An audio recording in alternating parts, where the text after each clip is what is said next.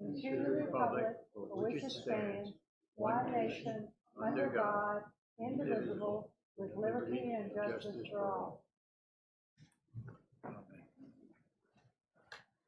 Okay, before we start tonight, I'd like to introduce our commissioners representing the citizens of Caroline. First of all, we have Mr. Bob Schwartz for the Bowling Green District. Mr. Leon Smith is Reedy Church District. Mr. Gary Dudley, Western District. I am Carol Horton from the Port Royal District. Mr. George Weber is the Madison District. Mr. Purcell Minor, the Mattaponi District. And we have our planning staff with us. Mr. Craig Pendleton is a planner, and also from the planning office, Melissa Blanton. And we have our county attorney, Mr. Chris McKenzie, here tonight. So first of all, for the commissioners, we need a motion to approve the minutes that you have before you. I believe these are from January and February. No, wait a minute. May 28th. I'm sorry, I'm looking at the wrong date. Okay, so this was our May meeting. So do I have a motion? I motion that we vote to accept the minutes of July? May 28th. May 28th. Sorry, the moving the meetings around and stuff has mixed us up a little. Second.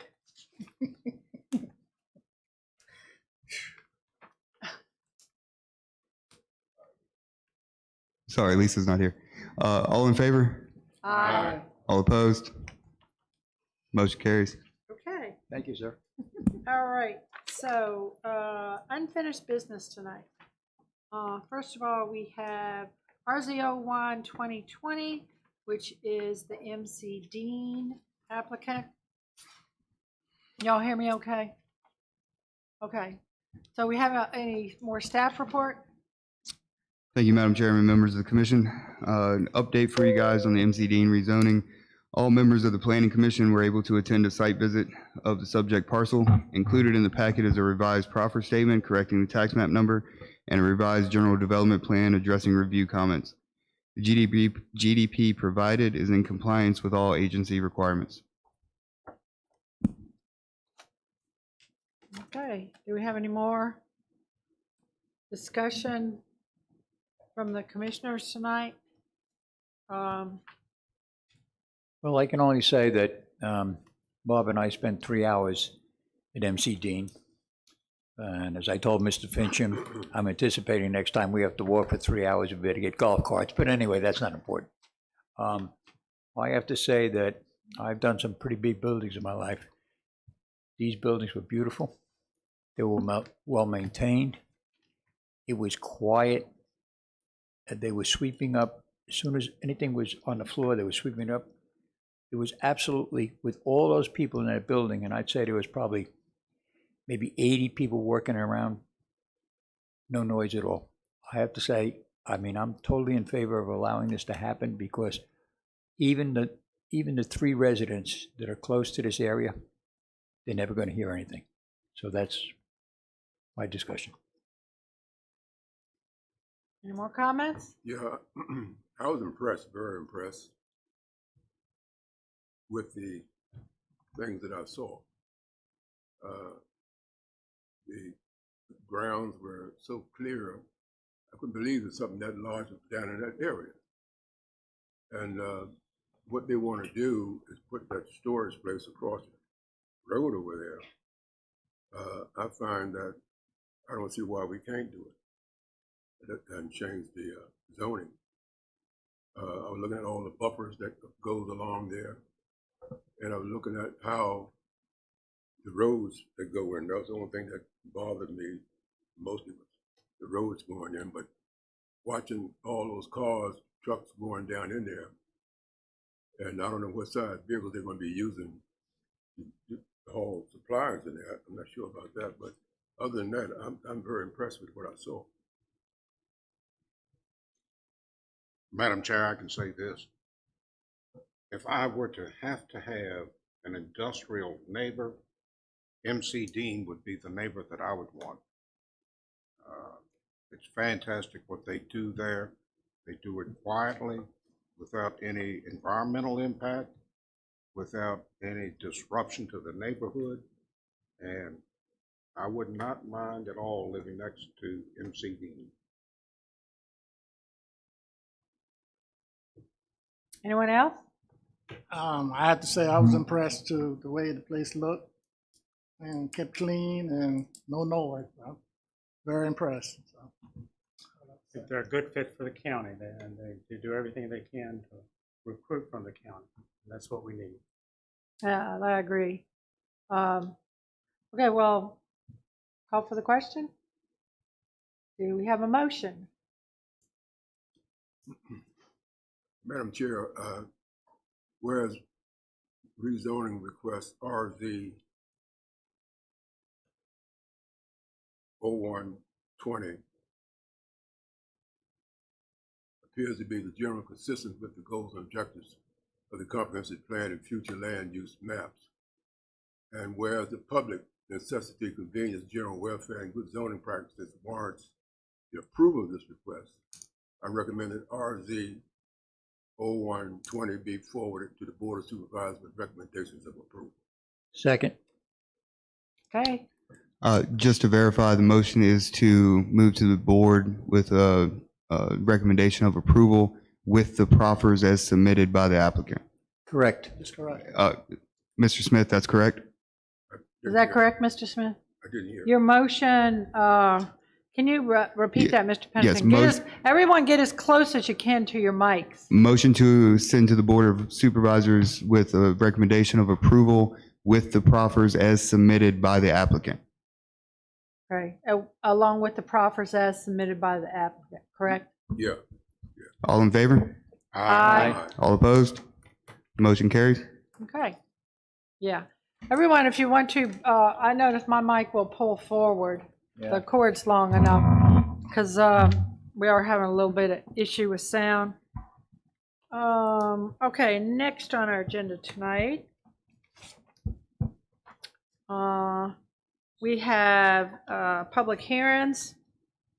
And first is RZ02 2020, Jordan Lillian and others applicant.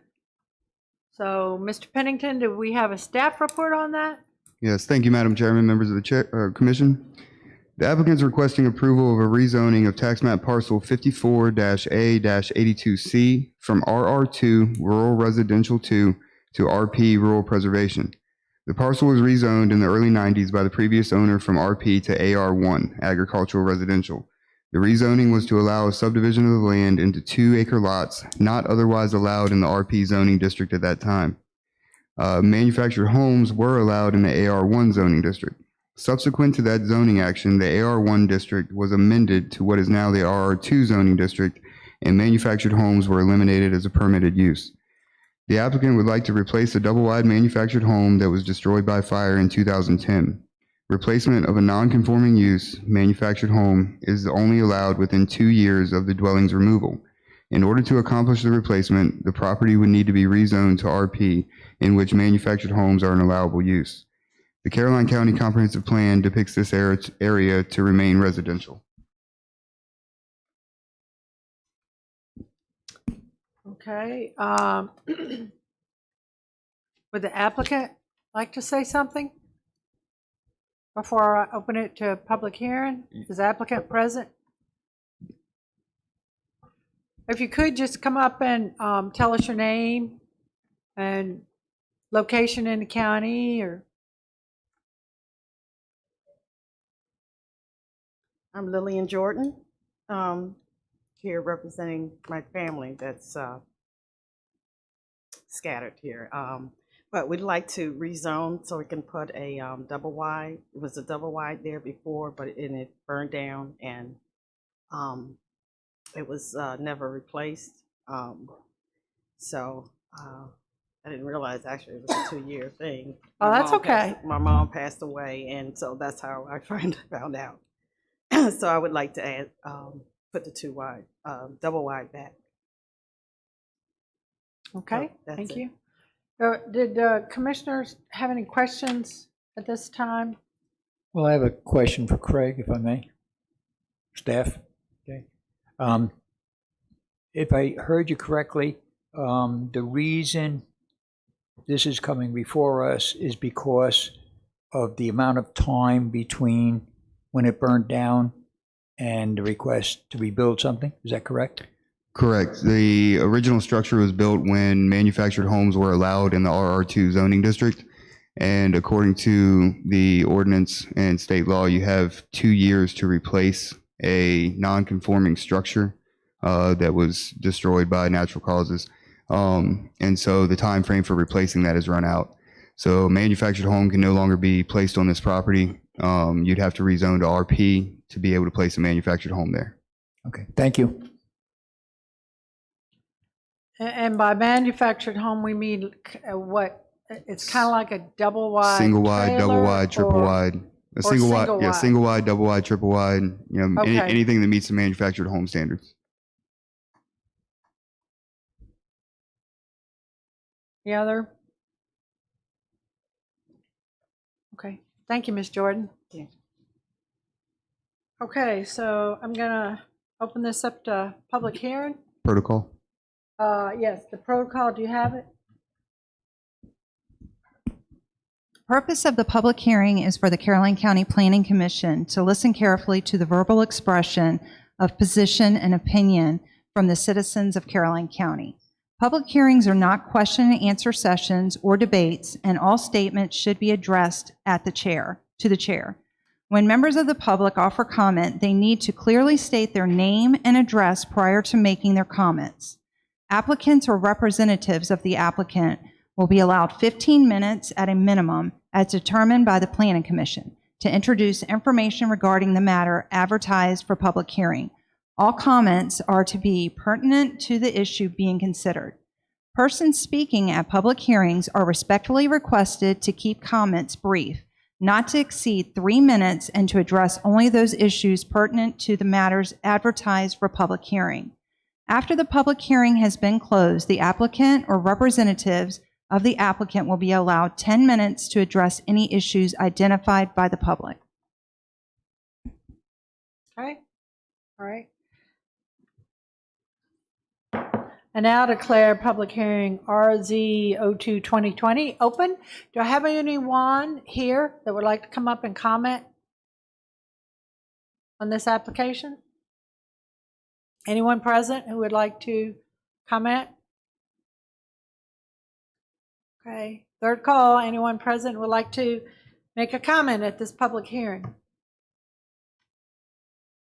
Public hearing closed. Okay, commissioners, discussion.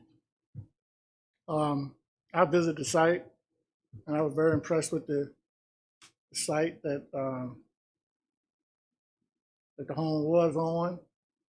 It burned down, but the lot is clean, and I'd like to approve this lot. Recommend that we approve this. Any more discussion? Madam Chair, I just want to be clear, the property has been cleared of all debris from the previous fire. Do we know that to be correct? That's correct. It is correct. The ownership hasn't changed. It's still in the same family, but the home that was burned down in 2010 has been cleared up. It's a grassed lot with some woods on it now. Okay, thank you.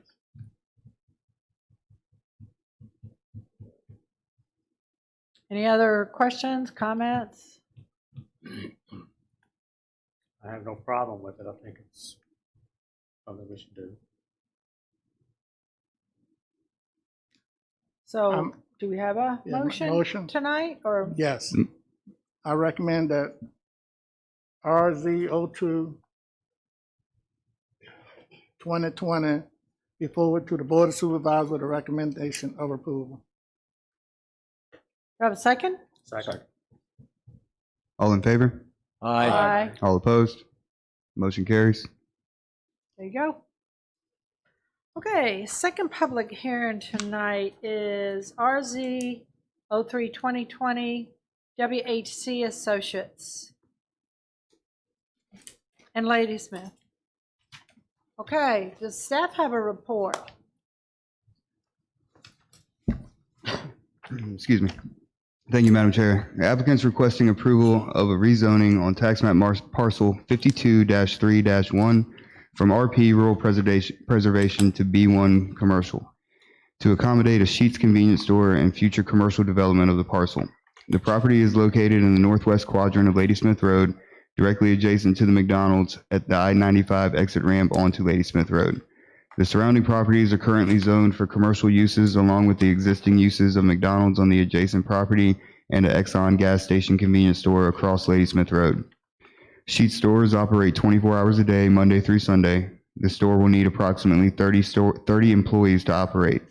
Sheetz anticipates approximately $25,000 to $30,000 in tax revenue to Caroline County annually based on stores in the surrounding localities. Due to the expedited process for this project, the review period of 60 days had not come to a close prior to the Planning Commission meeting. As this is the situation, the comments have not been addressed at this time. Should the application move to the Board of Supervisors level, all comments will need to be addressed on this rezoning. VDOT has commented on the traffic impact analysis regarding the right-in, right-out that was added since the original TIA was reviewed. Planning Department has a comment regarding the canopy, which is that it needs to be attached to the convenience store to make it part of the primary structure to meet HCOD regulations. The Health Department has commented on the abandonment of a well and requirement for a permit for that abandonment. This comment will be addressed during the site plan phase. The Utilities Department has comments regarding meter sizing. However, this will be reviewed at the site plan utility plan phase of the project should it be approved. Planning Department also has a suggestion of relocating the connecting drive aisle with McDonald's to the rear of the McDonald's parking lot and behind the Sheetz convenience store. This would allow McDonald's traffic to access the signalized intersection without having to pass through the Sheetz parking lot or canopy area. Otherwise, individuals exiting McDonald's will have to use the right out to avoid the Sheetz parking lot, which then would not allow access to the I-95 ramp without travel towards the Ladysmith Road Route 1 intersection to make a legal U-turn at the Ladysmith Industrial Park. The applicant received a comment letter regarding the responses on July 17th, 2020, and will be able to speak on the addressing of these comments during the meeting. Caroline County Comprehensive Plan depicts this area as commercial corridor, and this rezoning is consistent with the comprehensive plan. No proffers have been submitted with the rezoning request at this time. Okay, so we're still working through the review period of 60 days? That came to a close last week, and the applicant has had conversations with VDOT regarding their comments. The applicant has had conversations with VDOT already regarding their comments. As for the utility and health department comments, they don't need to be addressed at this time as it's more of a site plan issue. So they don't have too many comments to address. We're still working on the well. No, that would be a site plan issue. That's part of the site plan issue being worked on. And you're saying VDOT with the intersection, that's still being worked out? You'll have to ask the applicant. I know they've had some conversations with VDOT regarding the VDOT comments. And so I would speak to the applicant regarding that conversation. Okay. Does anybody have any more questions of staff before we call the applicant up? I'd like to hear from staff. So we're still dealing with the flow of traffic on Ladysmith Road? Or has VDOT already decided what they want to do? The conversations between the applicant and VDOT, as of right now, the plan has not been changed, but I expect a revised plan to go to the Board of Supervisors. And so again, I would speak to the applicant regarding their conversations with VDOT. Good, then let's have the applicant.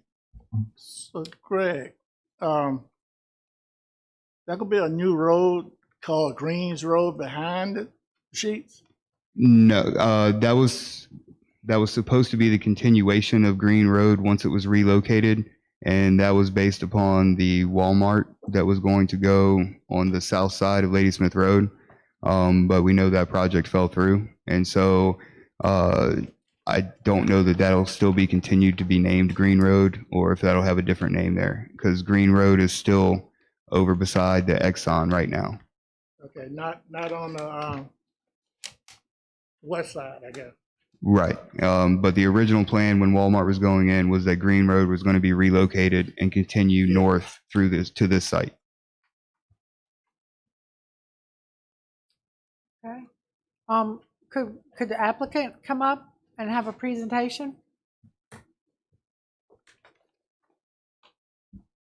And just give us your name, if you could. And you might have to stand kind of close to the mic, sorry. That's okay. Thank you, ma'am. My name is Jervis Hairston, and I'm here represent the applicant and the owner. And the applicant and the owner is here in the audience with me. Also with me tonight is the engineer for the project, Fairbanks and Franklin, and the Sheets officials, as they are proposing to do Sheets on 2.36 acres of the 11.49 acre tract that we're asking to be rezoned. And we can answer all the questions that came up relative to the right in and right out. We'll have our engineer talk about that. But as you know, this is a rezoning from RP rural preservation to B1 business, and it's totally in line with the comprehensive plan that calls for commercial business along this Ladysmith Road. This property is right beside, just west of the McDonald's. The 11.5 acres, 2.36 of those acres, the frontage of it is being proposed for the Sheets store. The Sheets stores will be approximately 6,000 square feet, 6,077 square feet. It is an all brick building. And Craig, I think, indicated to you what the hours of operation would be. It's approximately 29 employees and an estimate of about $25,000 to $30,000 in annual revenue to the county. Now that does not include the the real estate tax or other taxes, so it's a conservative estimate. As I indicated to you, the property on the north side of Ladysmith Road, the main access into this proposed Sheets will be what we are showing on the generalized development plan that you have a copy of, is Green Road. And that intersection of Ladysmith Road and Green Road would be signalized. And that signal was the subject of a traffic study that the county and the applicant has prepared and completed. That signal light would be installed with the Sheets development if this rezoning is approved. In addition to that main entrance at Green Road and Ladysmith Road, there is also a right-in, right-out entrance just to the east towards McDonald's, roughly halfway between the McDonald's and the Green Road entrance into the proposed Sheets building. That would, again, only be a right-in and a right-out. The placement of that right-in and right-out has been a discussion between the developer, the applicant, and the highway department for the last several weeks, and that issue has been worked out so that the placement where you see that right-in, right-out on the generalized development plan has been worked through with the VDOT officials in Fredericksburg. However, we do have our engineer, John Fairbanks, here to answer any more specific questions about that right-in and right-out, if there are questions about that. There was another comment about the canopy associated with this project. And the question was whether or not there would be a connecting canopy between the gas pump canopy and the building. And obviously, because of the attention that Sheets has put on their building design and their entrance features to make their building look so much more inviting and attractive, they have moved away from dual canopies or canopies that connect the gas canopy to the building. And we have indicated that that is also a reflection of of people basically paying with credit cards, and when they want to go in the store, they move to the front, and they don't just walk from the canopy to the store that much, or as much as they used to.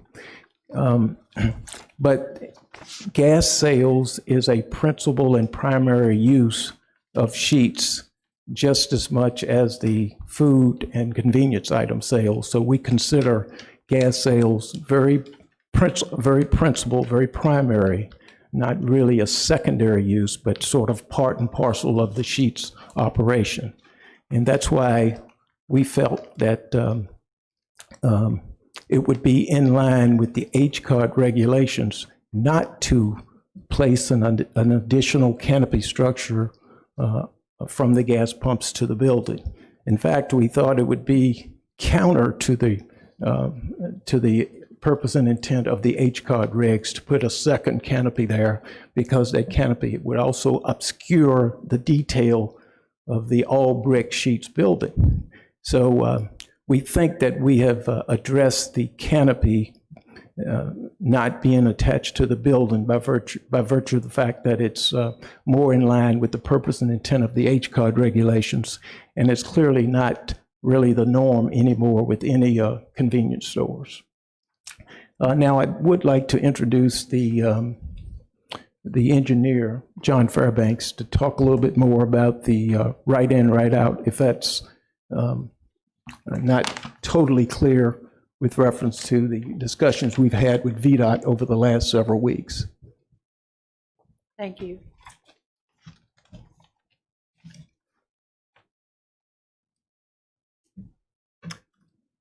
Good evening, members of the Planning Commission. My name is John Fairbanks with Fairbanks and Franklin. We're the civil engineer for the project. To give you the background on the entrance and how that has evolved over the past few weeks in our coordination with VDOT. Initially, the right-in, right-out entrance was proposed approximately at the midpoint between McDonald's and Sheetz. Basically, the midpoint of the vacant parcels that are slated for future development.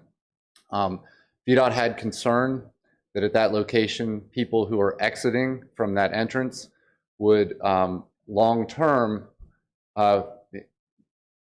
they would cross several lanes of traffic to get in a left turn lane, which could be a dangerous condition. And so what we proposed was shifting the entrance closer to Sheetz. And what we're doing is we're going to have a right-in, right-out entrance that's closer to Sheetz, near the Sheetz property line, and that should be what's shown on the exhibits that you're looking at. And there's going to be a protected median for the left turn lane so that people exiting Sheetz are not able to cross traffic. They're only going to be able to go in the westbound direction. So it's a safer condition, and VDOT is satisfied with the solution. Sheetz, the developer, everybody is satisfied. So I believe that it's been it's a good solution that will be reflected. It's reflected on your drawings that you're looking at, and it is something that will proceed with the site plan, assuming that this moves forward. The entrance to the building faces Ladysmith Road. That's correct, yes. So it's facing south. The front door of the building's facing south. That's correct, yes. Okay. The front door is facing south, yes. And this, I think I'm looking at the correct drawing. The in and out, the right in, the right out is, you kind of go in and curve to your left, is that correct? To get to Sheetz gas? That's correct, yes. There's a triangular island there that you see at the entrance, and that's a directional island that forces you to, it's a right in, right out that does not allow for any sort of left turn movements, either into or out of the site. Oh, okay, that's the island then that you were That's talking correct. about. That. And one thing I do want to note that I did not bring up is that VDOT is currently in the process of widening Ladysmith Road, and that will ultimately be a divided road. Plans are very far along in development, so that's going to be a divided road that is 2 lanes in each direction with a median and dedicated left turn lanes. So what's proposed is a signalized intersection at the Green Road location, and that's where there will be a protected median long-term, and that's actually shown on the last sheet of the GDP. If you see that, there's really an interim condition, which is before the roadway improvements get constructed on sheet 3. Sheet 4 reflects the ultimate condition with the protected median in place for the left turn. So if I was coming east, I would have a lane to turn. If I was coming east. If you're in the eastbound direction, you'll be approaching 95. Yeah. And so the way that you would enter the site if you're driving east, would be to turn left on what will be Green Road and enter the sheet site from there. I'm very concerned about this in and out, whatever you want to call it. So when the people are leaving McDonald's, okay, this road that you created, a 28-foot road, and they want to get out on Ladysmith Road, that means they're going to turn at that location and go westerly? That's correct, yes. So now in the meantime, people who are coming down Ladysmith Road are going to enter into that location? Well, wait a minute. Now, I see people in the back shaking their head no, and that's okay. I think it's all right for the Planning Commission to ask these kind of questions, if I may. If you're heading on Ladysmith Road and you're heading west, this in and out that's being created here, this Y-shaped, whatever you want to call it, aren't people allowed then to enter at that location? Yes, absolutely. I was asking the right question. Yeah. Thank you. I'm just kidding. No. Yes, you're talking at the directional island. That's a triangular island. At that Right. location, you will be able to enter. So and in there other will words, be actually a dedicated right turn lane there at that location. So you're not pulling out of a through lane. You're actually pulling into the site from a dedicated right turn lane on Ladysmith Road. Okay, so people then can come in, and at that location, they can either go back into McDonald's? They could go that direction if they choose. That's correct. I have to be honest, I'm really, I know you've been through this with VDOT. I'm really concerned about that location. I really am. Because what you're saying is, if they're heading in a westerly direction, then people can come into that location. I see the turn lane. I'm not objecting to that. But then if people come into this, whatever you want to call it, Y-shaped thing here, and then people can go into Sheets, straight into Sheets, or they can go towards McDonald's. That is correct. And then the people from McDonald's who are also going through that same interchange can go either into Sheets or leave to go back out on Ladysmith Road? That's correct, yes. And the inbound movement, that's something that's not reflected on the drawing you're looking at. And this is something that has evolved in our discussions with VDOT, and it will be addressed when we address the remaining county comments, that there will be stop signs on either side of the interior access road so that the inbound movement has priority. Well, because what I'm seeing is I'm seeing somebody leaving McDonald's, okay, and now they want to get out on Ladysmith Road, and what are they going to do? They're going to be turning, looking out towards Ladysmith Road, and then the guy who's coming in gets whacked in the side. Right. I'm not. And I think that that's why the stop signs will certainly, should alleviate that concern. Okay, so now when the people come, now let's go the other direction, okay? People come down Ladysmith Road, they're headed east, and they want to go into Sheets, okay? So now there's going to be a light there, and we have a turn lane. That's So, correct, okay, yes. So now they make their left-hand turn, and they go into that location. Now, the people that come in there, can they go through that little 16-foot road you have there? Let's assume I get into Sheets and I decide I want to go to McDonald's. Now, can those people literally drive through your area and then go down that 28-foot road? They could if they chose. I'm sorry. I'm just looking at the site that as I see it, that's all. Thank you very much. This road you have connecting McDonald's and Sheets, that's considered a service road? It's going to be a private interior access road, which really serves the same purpose. It's not a public service road. Okay. It's going to be an interior service road that essentially is part of those developed pad sites when they ultimately develop. So if another Yeah, and business goes on the other side, this service road will continue? I mean, that. to the other side, west of Green Road? West of Sheets. I can't speak to that really. I'm not certain. It would make sense that there is some sort of interparcel connection when that land develops, but at this time, I don't believe it's even zoned appropriately for that sort of development. Okay, now this road between McDonald's and Sheets, is this the one that Mr. Pennington was talking about going around the back? I believe so, yes. So it's going to be moved from where it is now to the back of Sheets? We're proposing to keep the service road at the front. Okay. It provides, currently shifting the road to the rear there's more engineering challenges associated with the rear access road at this time. And that access road location at the rear will essentially be constructed when the pad sites develop. Because if you look at the property line, what will be the property lines for those pad sites, that rear access road for Sheets will essentially continue across the rear. The parcels that develop that are currently shown as vacant on the GDP will connect to a rear access road. It's just that at this time, it's not practical to build that road because there are no users for it. Thank you. So in other words, I'm sorry, I didn't mean to jump back in.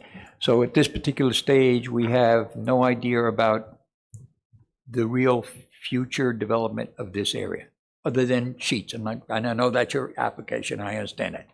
But at this particular time, we have really no idea what else could happen.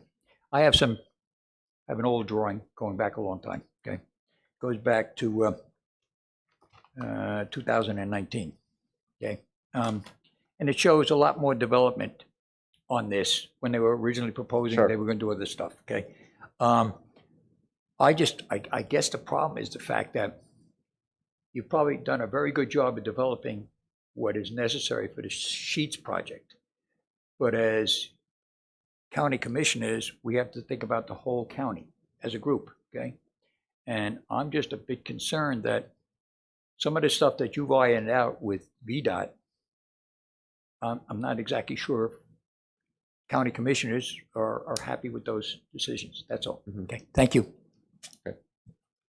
I do have some questions Okay. about, so where the road and the traffic light is that going to be open before the traffic light is put up? Do you understand what I'm asking? There's two entrances to Sheets. Yes. So the one that is furthest west, that is also available to go Yes. in and out before the traffic lights put up, correct? Now, I believe it's my understanding that the traffic signal will be constructed with Sheets prior to the ultimate road improvements from. Oh, so from it's VDOT. So- going in at the same time? That's correct. There will be the traffic signal and all entrances, all improvements that you see on sheet 3 of the generalized development plan, which is the condition prior to the ultimate VDOT improvements. All of those entrances and improvements will be put in with Sheets. So, Mr. Weaver, did you have any concerns with that, because I know this is in your district.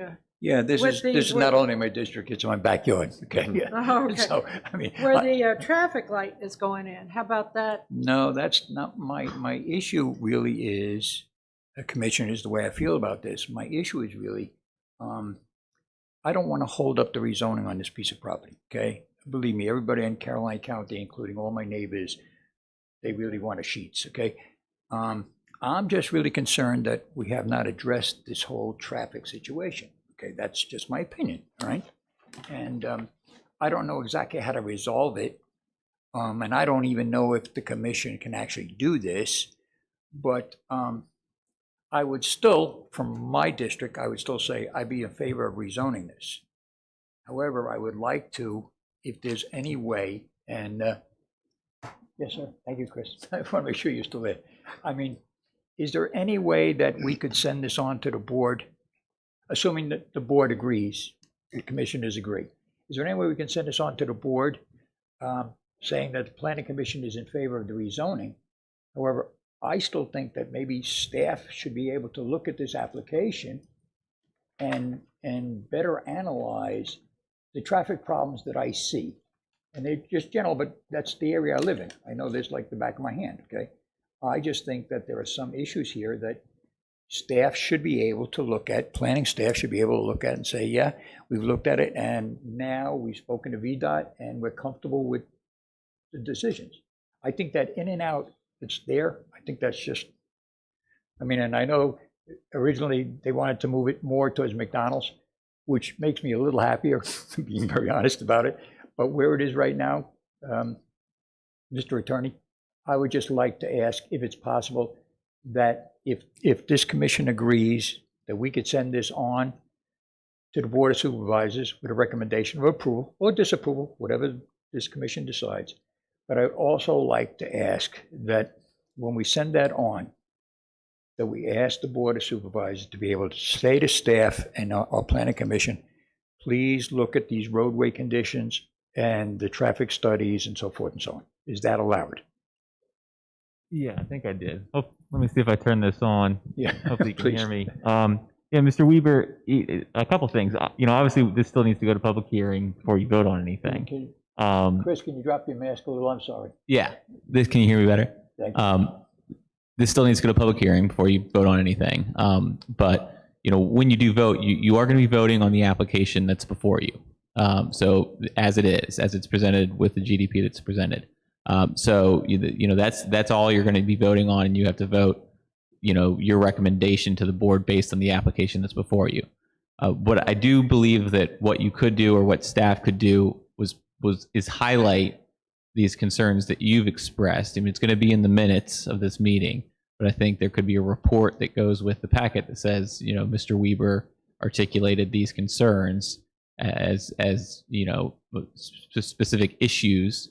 But you can't condition your vote on them or anything like that. You have to vote on the application that's before So you. we have to only vote on the application. So therefore, but I would like the minutes to be submitted to the Board of Supervisors because I have real concerns, guys. This is my neighborhood. I have real concerns about the amount of population that goes up and down on Ladysmith Road, turning in and turning out. Thank God for this day, nobody's really been hurt out there. But I'm gonna tell you, it's a really, really, really busy road, and I want to help our county. I want to help rezone this so that we can build something over there that will be acceptable to the neighborhood. But I also still very, very concerned about this traffic flow that's there. Thank you. Both entrances or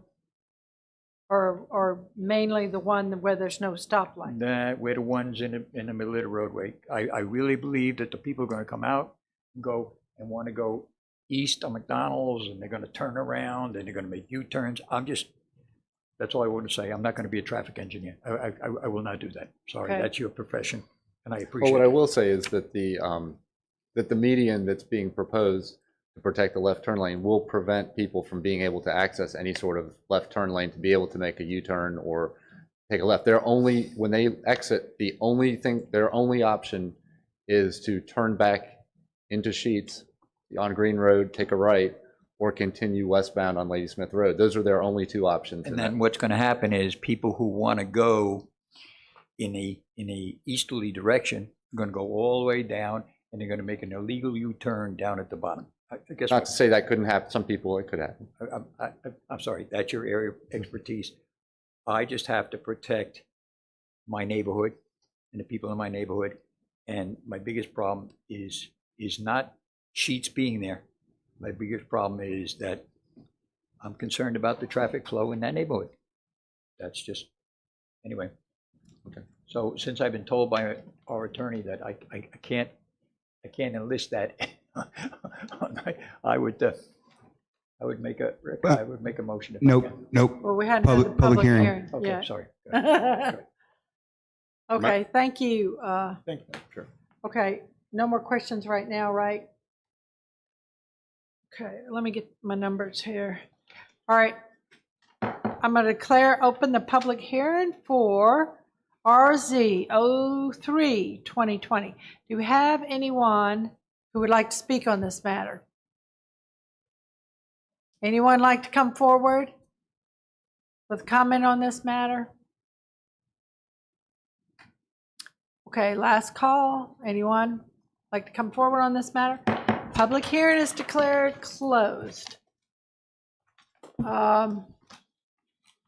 Well, I mean, whereas for me, yes, I would like to see the sheets be here. I think it's needed in that area. I'm not sure at this point how to resolve the in and out where the traffic light is looks good to me, but I'm not quite sure about the in and out that's further to the east.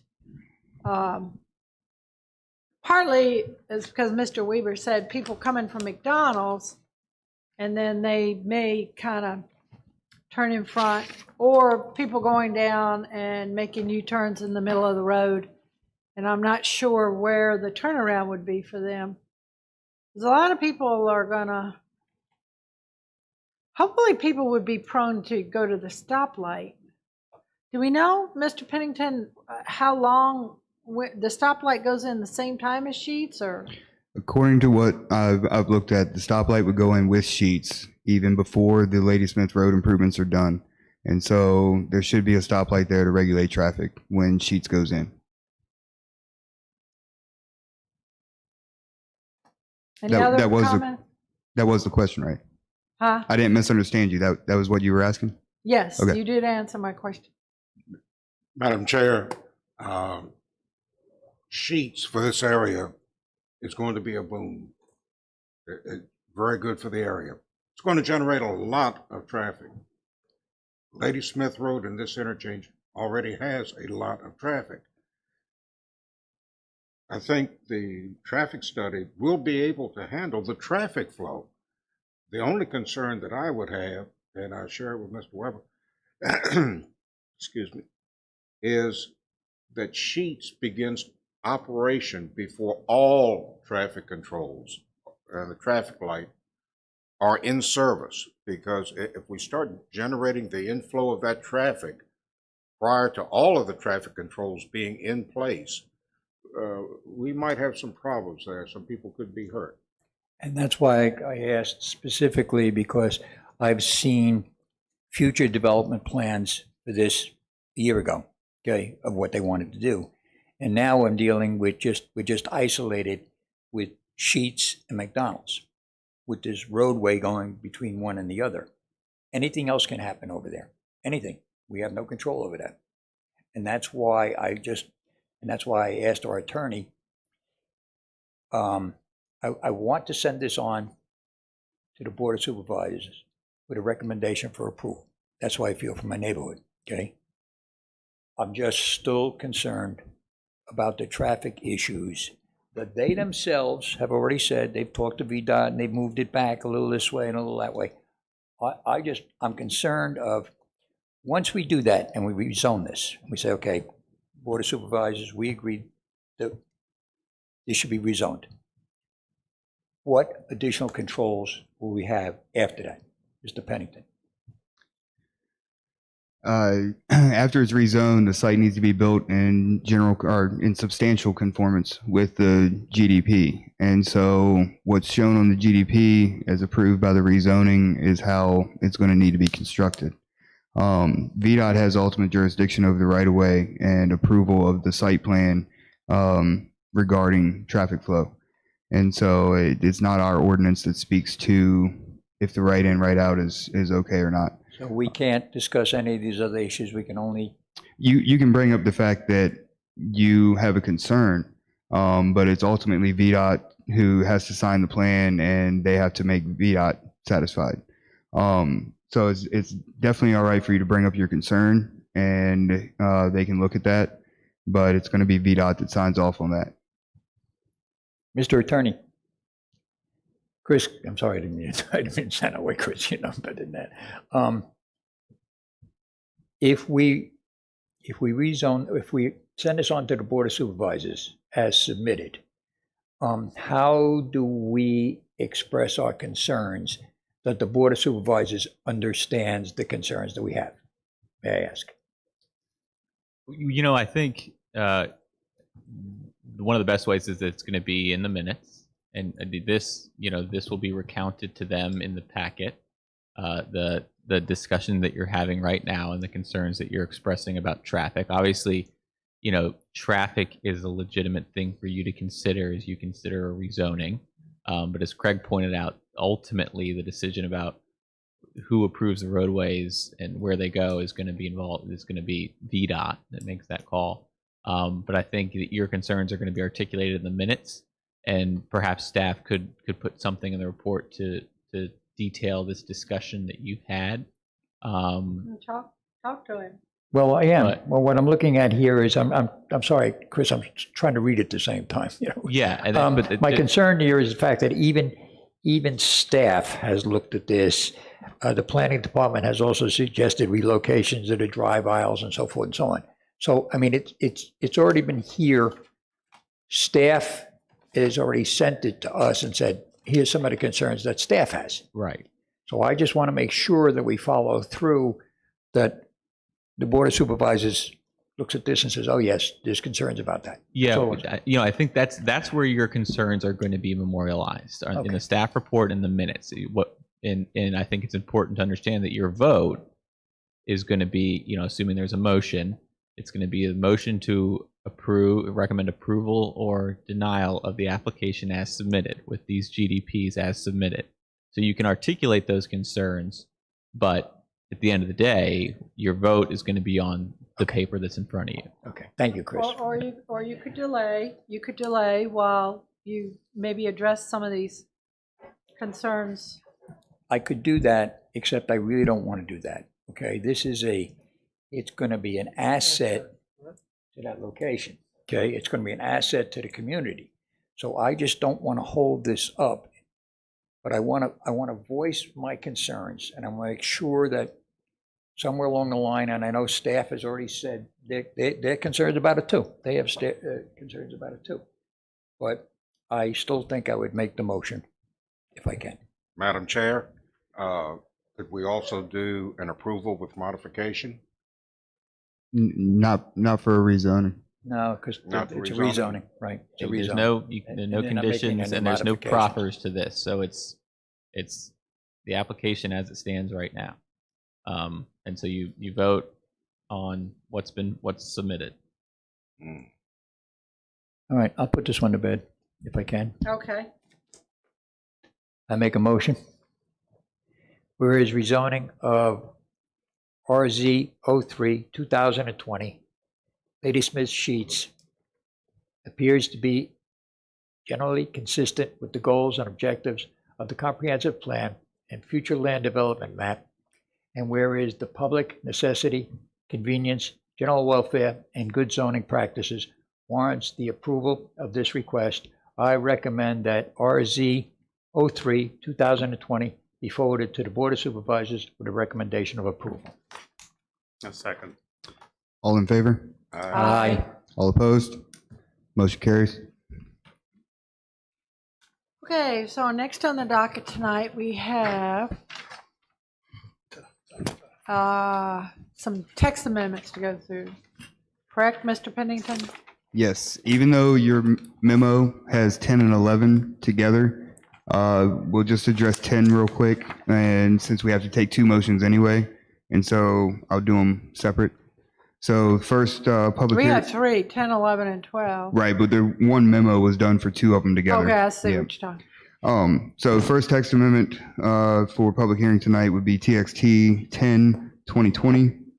And this is an ordinance to amend the subdivision ordinance of Caroline County by amending section 6-3 preliminary plat, paragraph 1, and section 6-9, paragraph 1, to require a digital copy of the preliminary plat and final plat in a form as specified by the Director of Planning as part of the application submittal, and amend the number and type of copies required of the final plat.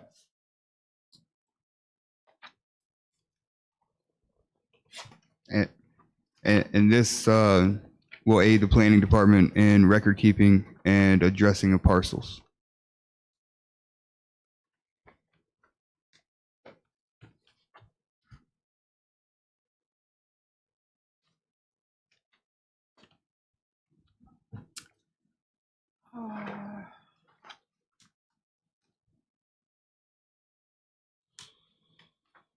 So the only thing here, Craig, that you're changing is that you're basically allowing them to now submit digital forms?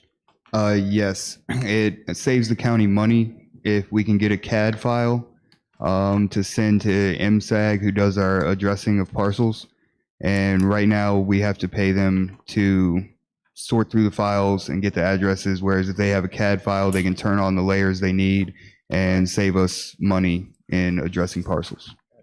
And also, this is to amend the number of copies that we need. Our ordinance is a little outdated and still asks 21 for is a lot now. 21, and it asks for a Mylar copy, and we don't require those anymore. And so this is to lower the number of copies coming in and get us exactly what we need.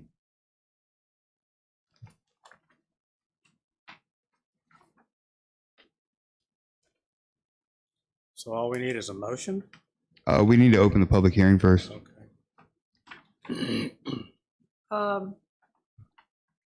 So you've got 10 by itself, and then you're telling me you're included this as 11 and 12, correct? Well, I'll do 11 after we're done with 10. Okay. Yeah.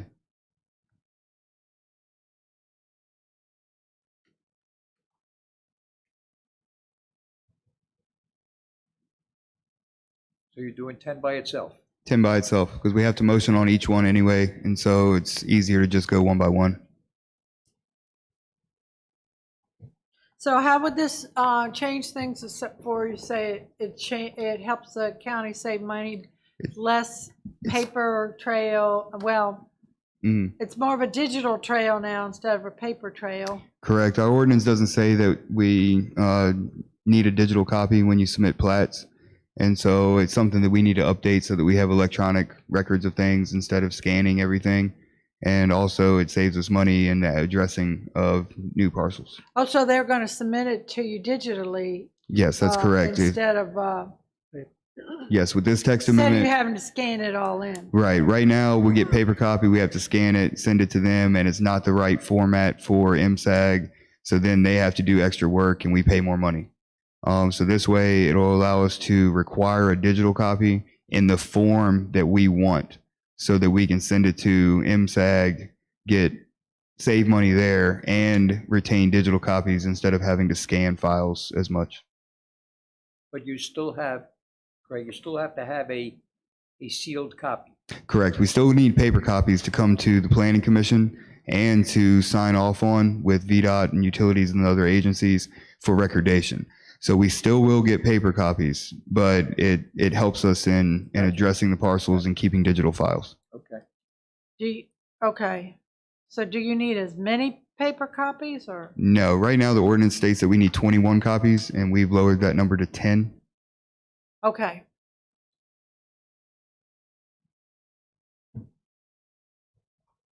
Questions, gentlemen? I'm fine.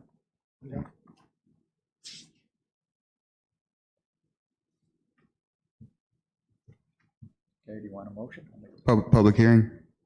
public hearing, then I'll make a motion. You're right, it's under public hearings. So now I would like to declare the public hearing open for text amendment 10/2020. Anyone would like to speak on this matter? Anybody left? Anyone like to speak on this matter? Public hearing closed. Any more questions from the commissioners or comments? All right, well, I'll make an amendment, whereas the public necessity, convenience, general welfare, good zoning practice warrants the approval of text 10/2020. I recommend that it be approved and forward to the Board of Supervisors with that recommendation. Second. All in favor? Aye. All opposed? Motion carries. Can I just go ahead? Okay, so, yeah, Yep, text so- amendment 11. Your next one is TXT 11-2020. And this is an ordinance to amend the subdivision ordinance of Caroline County by amending section 6-3 preliminary plat, paragraph 1.c. Item 27, to require cluster mailbox location to be shown on the preliminary plat. The USPS has stated that they will not do mailbox delivery for any neighborhood platted after the year 2016. So this requirement allows the planning department to require the location of cluster boxes to be shown on the final plat.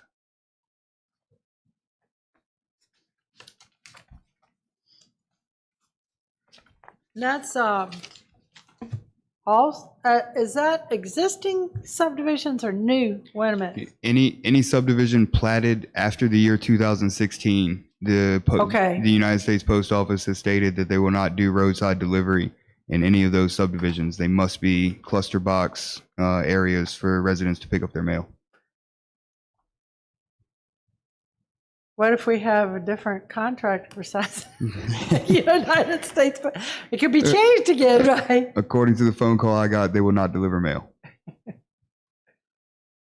unless they have cluster boxes. Any questions before I open the public hearing? Yeah, I had one.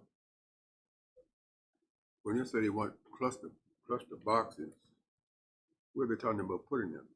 In buildings, outside of buildings? It's on up to side the of road? Sorry, Mr. Smith. It's up to the neighborhood developer. If they wanted to construct a small building, as long as it met zoning requirements, then they could do it as an indoor pickup. If they just wanted to put metal box on a common area with a pull-off or without a pull-off, that would be fine also. We have to meet the federal requirement to allow these citizens to get their mail. And so we have to require cluster boxes now for any new subdivision. Without a pull-off, that could be a little dangerous, right? Well, Loading into so many at the same time. you find that the apartment buildings are clustered outside. But I've seen in Hanover, they got a string of mailboxes on the side of the road. Now they call that a cluster or what? That would be considered cluster mailboxes. If you look in the county right now, Caroline Pines has cluster mailboxes. So when you go into the neighborhood, it's not immediate, but after the first 2 or 3 streets, there's a large gravel area to the left that has cluster mailboxes for the whole neighborhood. So we do have some neighborhoods with cluster mailboxes, and there's been a couple sections of neighborhoods such as Pendleton and Brookwood that have started construction recently, and they've been notified of the USPS requirement to put cluster boxes in. And so they have installed those and found common areas to install those for the residents. But we want to get it into the ordinance to make it a requirement so that we can get it on a piece of paper and have it on the plan.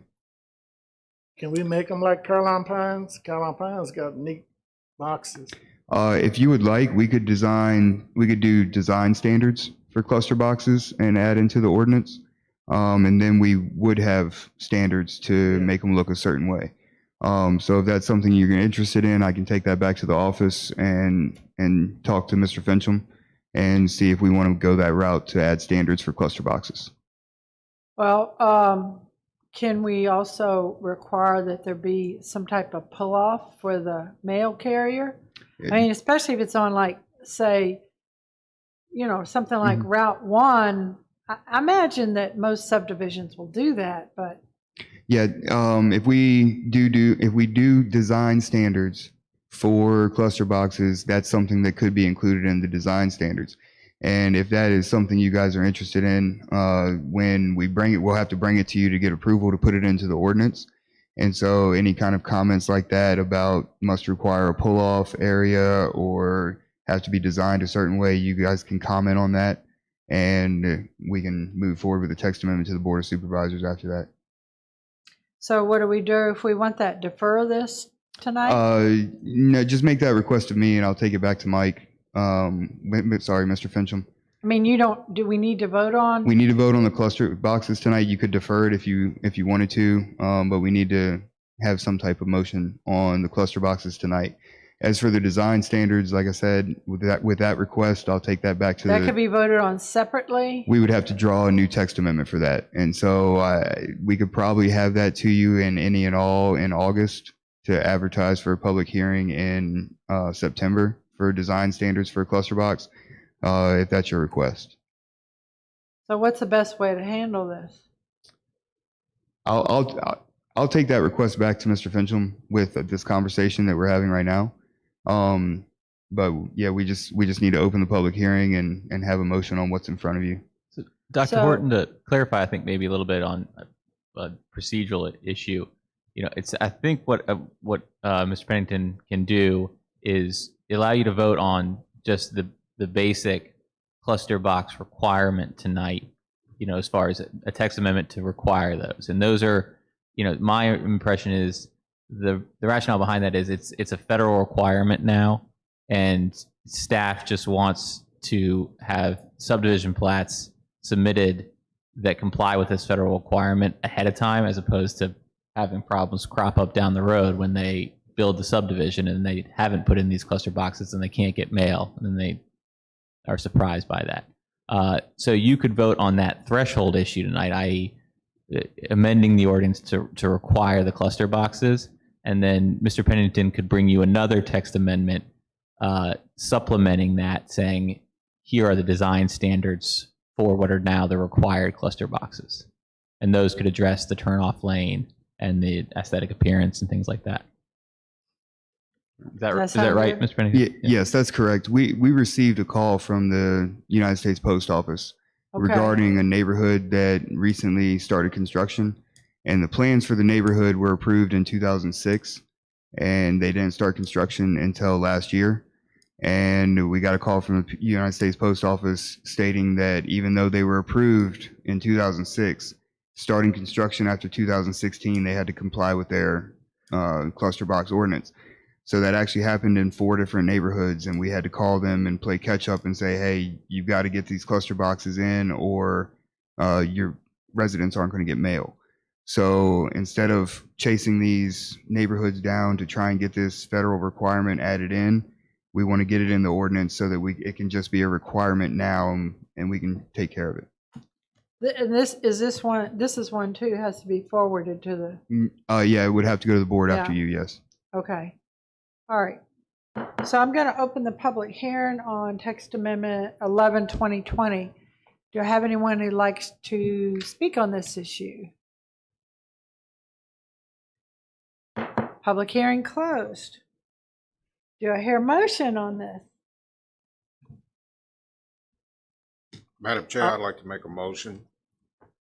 Whereas rezoning request text 11-2020 appears to be generally consistent with the goals and objectives of comprehensive plan and future land use map.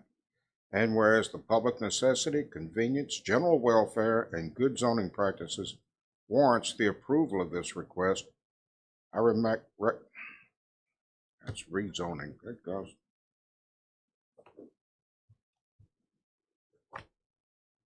Yeah. Text. You recommend Text. 11. 11-2020. Be forwarded to the Board of Supervisors with a recommendation of approval. Second. All in favor? Aye. All opposed? Motion carries. Madam Okay. Chair, your last text amendment of the night is TXT 12-2020. This is an ordinance to amend the zoning ordinance of Caroline County by amending Article 15, Supplemental Regulations, Section 15, Highway Corridor Overlay District, Paragraph 15.6, Item 6.E.1, and Paragraph 15.7, Item F.2, to remove the retention pond, stormwater pond fencing requirement.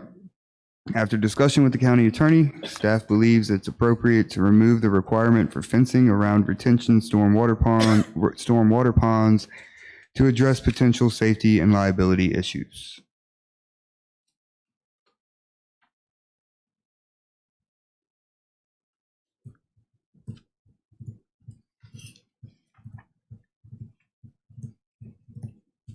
So currently, all it's required on all stormwater ponds in the county, or? Currently, the ordinance states in two different parts that a fence is required, and at the same time, a fence shall not be placed around a stormwater pond. So we have conflicting statements in the zoning ordinance. We spoke with the county attorney regarding the two statements, and after discussions with the county attorney, it was decided to remove the requirement to put a fence up around a stormwater retention pond. So we're doing some housekeeping, sort of. That is correct. Okay, we got lots of ponds anyway, I think, in the county with no fences. Right. Yeah. I mean, it is a rural county. Any discussion before I open the public hearing? I'd like to open the public hearing for text 12/2020. Anyone like to speak on this matter?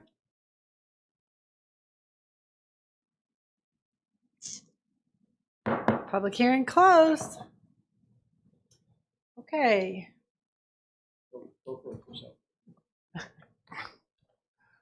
I recommend that TX 12/2020 be forwarded to the Board of Supervisors with the recommendation of approval. Second. All in favor? Aye. All opposed? Motion carries. Okay, I believe we have some any and all matters. Yes, Madam Chairman, thank you. So our next meeting, regularly scheduled meeting for the fourth Thursday in August, we at this time do not have any cases to be heard. There may be an expedited public hearing. We have not applied yet, but there may be an expedited public hearing. We still need to have a work session on solar. And after discussion with Mr. Fincham, the suggestion is to use the next regularly scheduled meeting as a work session for the solar ordinance that we've been working on for the last few months. Oh, that's cool. All right, so instead of the regular meeting, we're gonna use the work session for the solar. Correct. And at this time, there's no regularly scheduled cases to be heard, but there could be one coming. And we'll address the design requirements for cluster boxes under any and all at the next meeting, if that's what's determined once we get back to staff. But that's the staff suggestion, is to use the regularly scheduled meeting as the solar work session in August. I'm pretty sure I will not be present. So you need a quorum of 4? 4. I know you said you had surgery. It would be possible for you to Zoom into that meeting if you're not having surgery that day, obviously.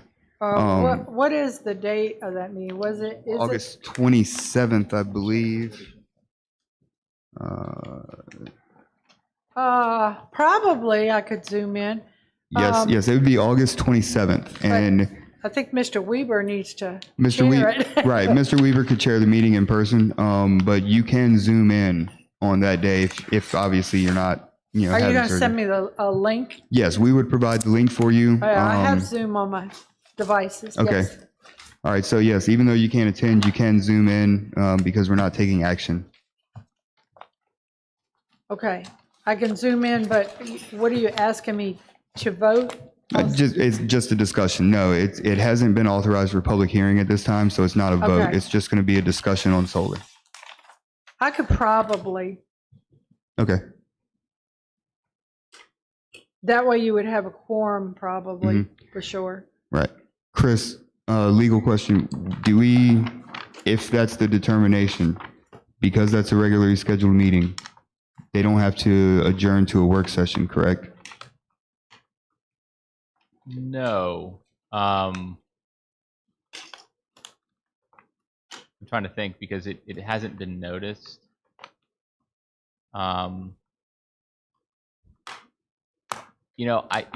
To be honest, I think actually it would be helpful to adjourn this to a work session on that date, because there's no other way to get notice out of the work session.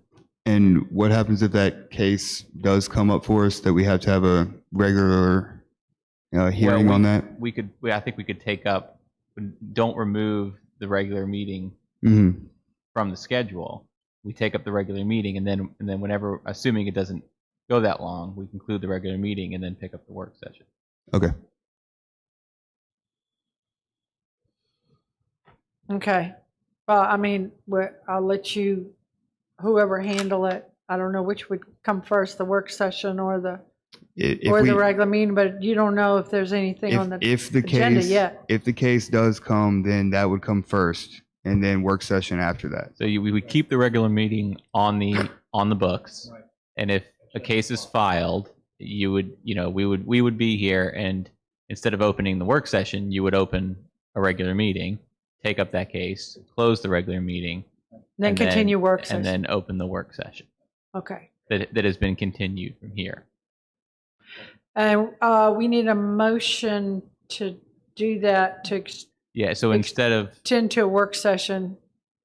yes, so I would adjourn this into a work session, and then if it comes that we need to open up a new regular meeting, we will just pick up the work session after we open that regular meeting.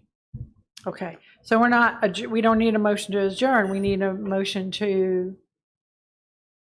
You don't have to close this meeting. You adjourn it to a work session. Okay. And then, I think actually working through this now, what would happen is that if we go to a work session, you're just going to reopen this meeting and the work session at your next meeting.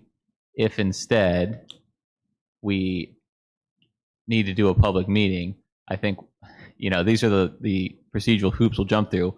We'll open up again this meeting at our next meeting, close it, open up the August meeting, do that one, and then adjourn the August meeting to a work session right after. I think would be the procedural hoops we'll jump through. So I need a motion, though, to Adjourn to work session. adjourn to work session. Got a question. Yes. The work session, are you gonna give us new material, or we have to bring out? No, we are working on the material that was talked about on the July 16th meeting. And so there will be updated materials delivered to you for the August 27th meeting, and in your normal packet a week before the meeting. Thank you. And I'll get a packet, too, right? Yes, you'll get a packet, yes. And I'll try to make sure my neighbor has his goats off my driveway. Yep. And Lisa or IT will send you the link for the Zoom, and you Okay. just need to come into the meeting, and we'll put you on the big screen. Okay. All right. So do I have a motion to continue this to a work session on August 23rd? 27th. 27th? Okay, yeah. I'll make a motion, we continue this meeting on August 27th. Second. All in favor? Aye. And all opposed? Okay. Meeting's continued.